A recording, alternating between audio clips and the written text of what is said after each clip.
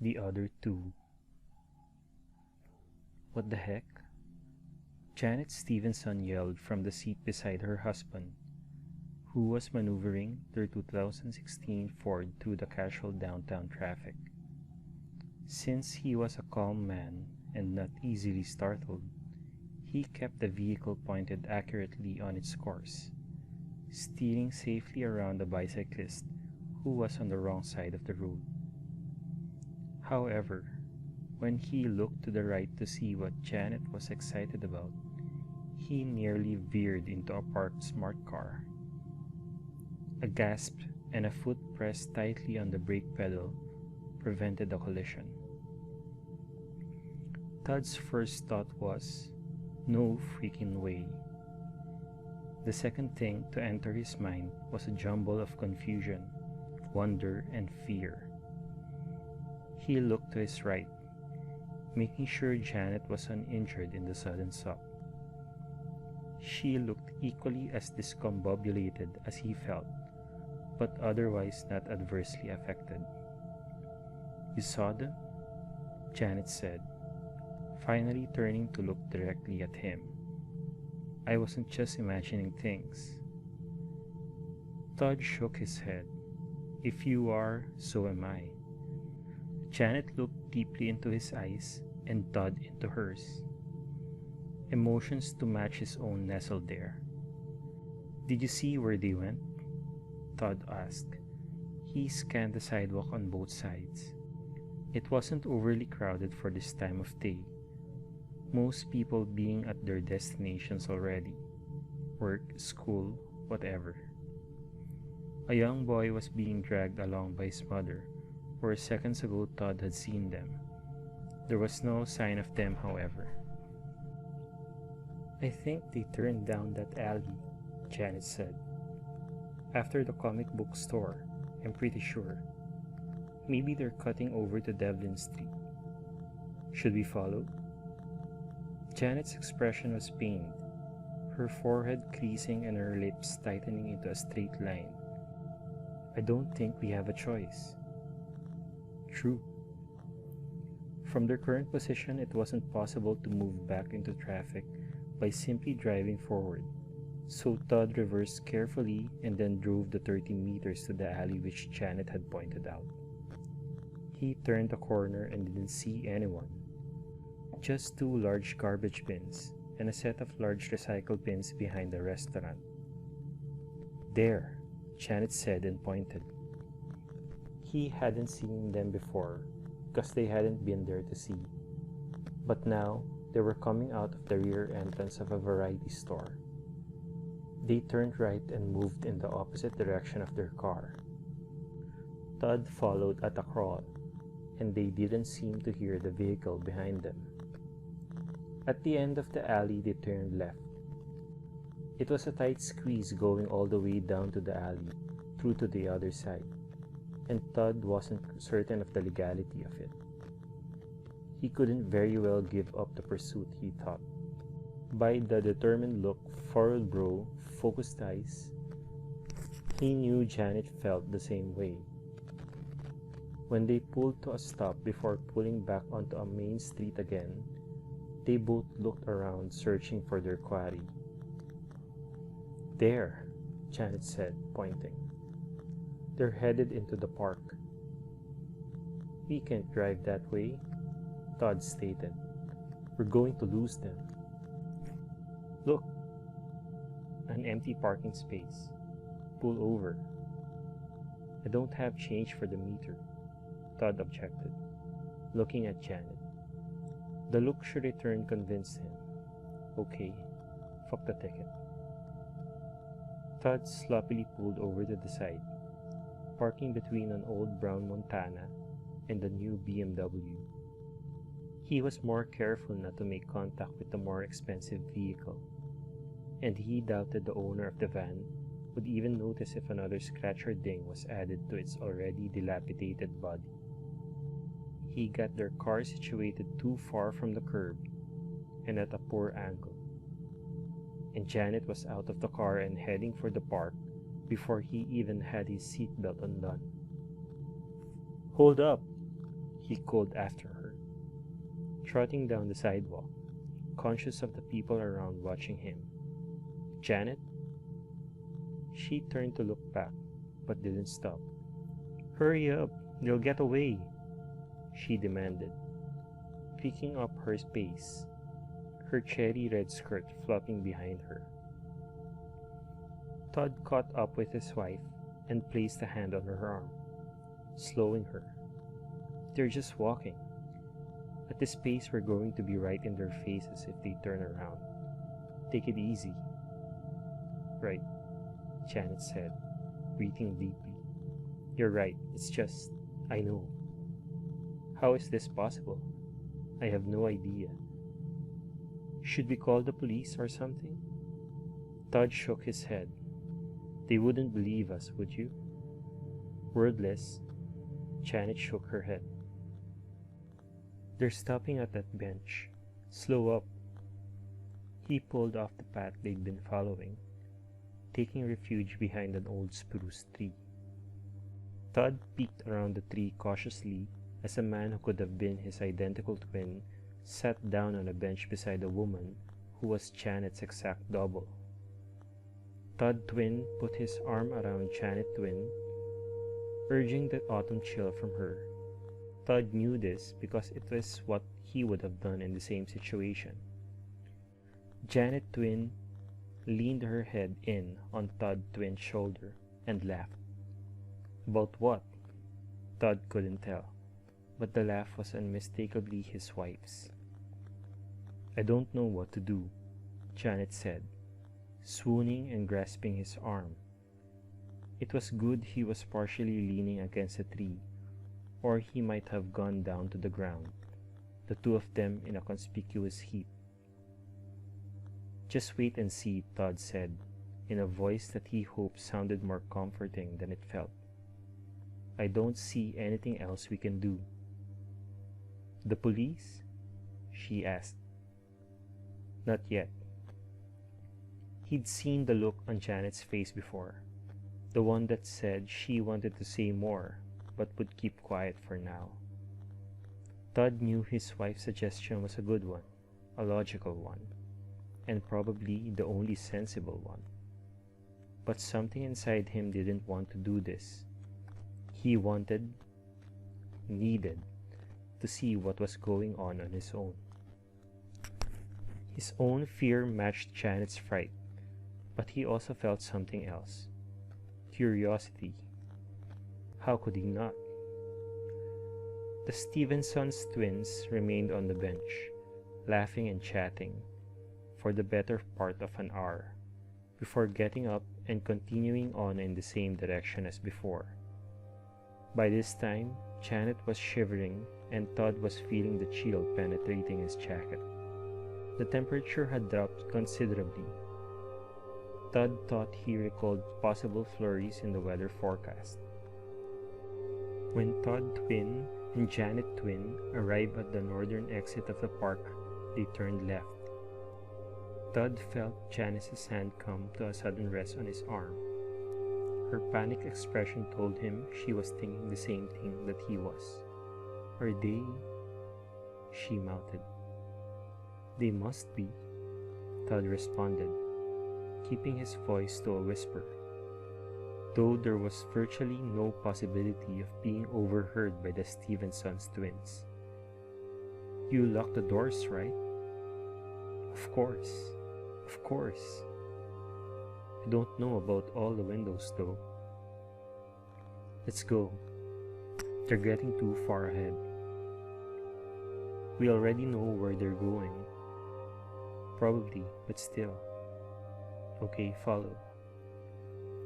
Sure enough, their quarry walked one block up and then crossed the street, turning right down Gale Crescent, at the curve of which stood their small one-story home.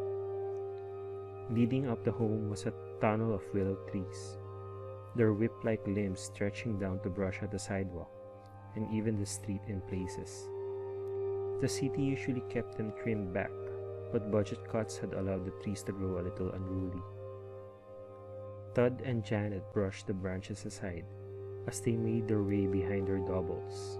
Todd twin and Janet twin cut across the corner of the lawn, mounted wide cement steps between two square white pillars to a small porch. They only paused long enough for Todd twin to reach in his pocket and remove something. "How?" Janet said, swooning again. "How can—" Todd shook his head, his vision dimming around the edges. He wavered on his feet, his legs going rubbery. How was this possible? He knew the question Janet was spluttering to get out, because he had the same one. How could the Stevenson's twins have a key to their house? The bungalow stood before him, its fancy door with the horseshoe knocker, flanked by huge bay windows with yellow trim, showing light blue curtains, was theirs. The violation was incomprehensible. "Do we call the police now?" Janet asked, finally managing to squeeze words between her thinly lined lips again. Her jaw was clenched, and it looked like it was a real struggle for her to speak. "Not quite yet." Janet looked at him in annoyance. "Just a minute."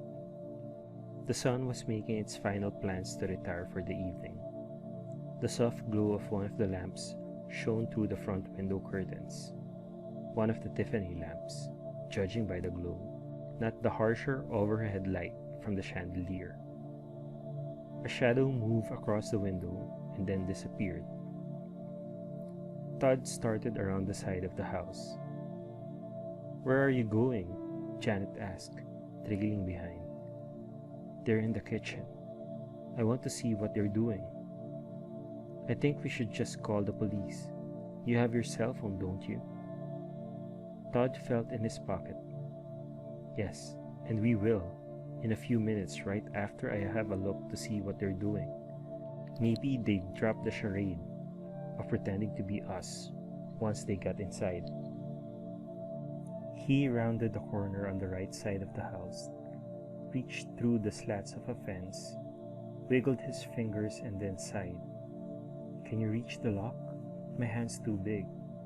Janet gave him a skeptical look, one eyebrow rising higher than the other. "Do you promise we'll call the police as soon as you have a look?" Todd nodded. "Of course." He looked around warily as Janet stuck her hand through the fence, much further than he could have. After a grunt and an exclamation of pain, the latch jingled on the lock and the gate opened. Todd led the way into the backyard to look in through the kitchen window. He needed to go up the steps onto a small wooden deck that his brother had helped him build a few years before. Feeling like a criminal, a trespasser on his own property, he kept his head down and urged Janet to remain stooped as well. He stuck his head up above the sill. The flowered curtain obscured some of the view, but he could see through a 5-centimeter slit between the two sides. The material was thin, so he could also make out some of their interior through the semi-opaque cloth.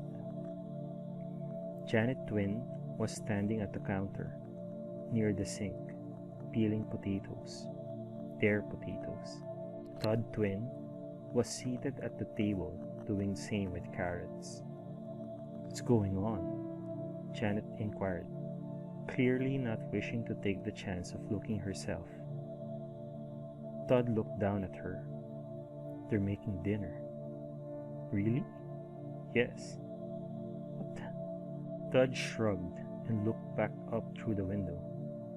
The curtains were now drawn back all the way, and both Todd twin and Janet twin were staring at him through the glass. Todd gulped and stumbled back, feeling like a child who had been caught being naughty. At the same time, he told himself that it was a ridiculous thought. This was his house, and he had every right to be looking in through the window. In fact, he shouldn't have to. He should be the one sitting at the table, helping prepare the evening meal. He stepped on Janet's foot, and she let out a short shriek. This caused him to lift up his foot quickly and lose what remaining balance he still had. He crashed down onto the deck, accidentally dragging Janet down with him, though he couldn't consciously remember having grabbed hold of her. Before he could remove Janet from on top of him and gain his feet, the patio door slid open and Todd Twin emerged, followed by Janet Twin. He carried an aluminum bat on his right hand, and she wielded a large kitchen knife. "Who are you people?" Todd Twin demanded. Todd began to push himself erect. "Don't you fucking move or you'll be wearing this as a new hat." He brandished the bat threateningly. Against his better judgment, Todd continued to rise. His twin, impostor, clone, doppelganger, whatever, moved forward, raising the bat further above and behind his head. Todd paused. "Who are they?" Janet Twin asked, her voice cracking with anxiety. "What do you people want?" Todd Twin asked. "What are you doing on our property?" "Looking through our window into our house." "What do you want?" "What do we want?" Todd gasped out, incredulous. "How can you ask?" The concern coming from the man was not feigned. He sounded confused and scared, just what you'd expect from someone confronting two strangers who were being peeping toms as well as trespassing. From what delusion could they be suffering? And from the looks on their faces, it didn't even seem to be registering that they were looking at two people who wear their identical doubles. "What are your names?" he asked, starting to rise again. Todd Twin moved slightly forward and swung the bat in a partial arc. "I'm warning you." "Just listen," Todd pleaded. These people were clearly under some delusion, perhaps brought upon by the fact they looked exactly like the real Todd and Janet. Maybe they'd seen the real Stevensons out in public at some point, and their mental instability had taken over. Janet's hand came to rest on his arm. "Todd, maybe we should just go." Her eyes urged him to listen. "Janet, I'm sure we—" "What did you just call each other?" Todd Twin barked. "Can talk things over with these people." "Honey," Todd Twin said, only turning slightly to Janet Twin. "Go inside and call the police." "That's a very good idea," Todd said, straightening up a little more, which turned out to be a mistake. Instead of swinging the bat in a harmless threat this time, Todd Twin put all the violent force behind it he could muster. If not for Todd's quick reflexes, the business end of the aluminum bat would have connected with his skull instead of his forearm. Pain flared through his entire arm, as the minimal muscle between skin and bone did nothing to cushion the impact. Todd grabbed at the bat as Todd Twin pulled it back. He missed it, and just before Todd Twin could bring the aluminum weapon to bear again, Janet ran headlong onto him. The bat came down harmlessly with a whoosh of air, right next to Todd's right ear. Todd Twin staggered back under Janet's weight, but did not fall. He looked as surprised as Todd felt by how quickly the situation had escalated. He had to get this under control. There had to be a reasonable explanation for what was happening. Two Todds, two Janets. "Listen," he started. "We need to calm down." Janet Twin, who had it done as Todd Twin had said, was still standing on the deck, her mouth agape as her husband struggled with Janet.